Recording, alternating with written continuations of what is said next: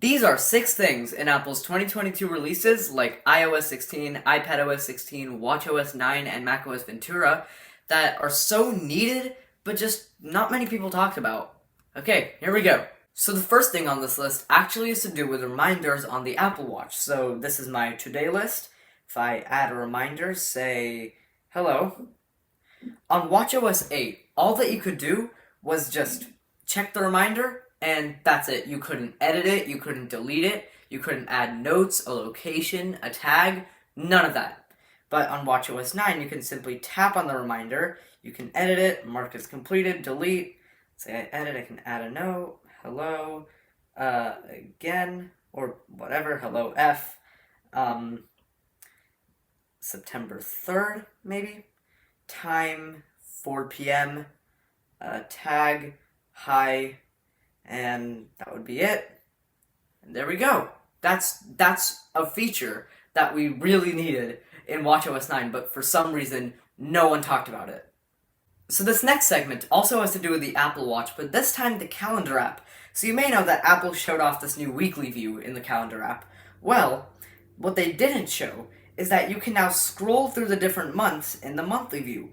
This actually wasn't possible in watchOS 8, and it was a big productivity hit, because if I, let's say, was talking to my friends at lunch and I said, hey, you know what, we should hang out sometime in October, and I couldn't scroll to October and see what day a certain date was on.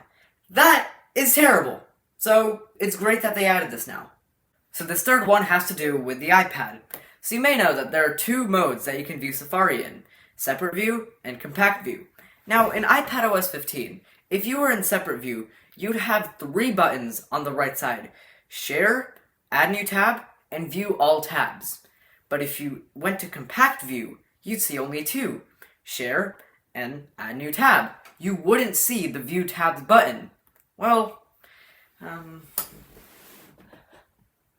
it's there now, as you can see, and I'm in Compact View. Number 4, the iPhone now has a Wallpaper Crop Option. Now this is actually pretty necessary on notched iPhones, because every iPhone with a home button from the iPhone 5 and onwards had a 16:9 aspect ratio. Notched iPhones don't. So the fact that you now have this Wallpaper Crop Option means that you can simply tap it when editing a photo, and the photo can now fill your entire screen without losing any quality. Pretty useful. Now the next feature is called Control Nearby Devices. This is a feature on the iPhone and the iPad which allows you to remotely connect to one of your other Apple devices and execute really simple functions, like going to the home screen, opening up the app switcher, changing the volume, stuff like that. And it's pretty novel that you can do it, although it has been overshadowed by Apple Watch mirroring. And last but not least, this is available on the iPhone, iPad, and Mac. Include due today reminders in the reminders badge count. And I was actually kind of surprised that this wasn't there earlier, since it's such a simple and handy feature to enable. And I think that everyone who uses the reminders app and uses the badge count should enable. So yeah, I guess that's it for this video. Thank you so much for watching. Please like and subscribe, and comment down below what you thought of this video, and I will see you in the next one. Bye-bye!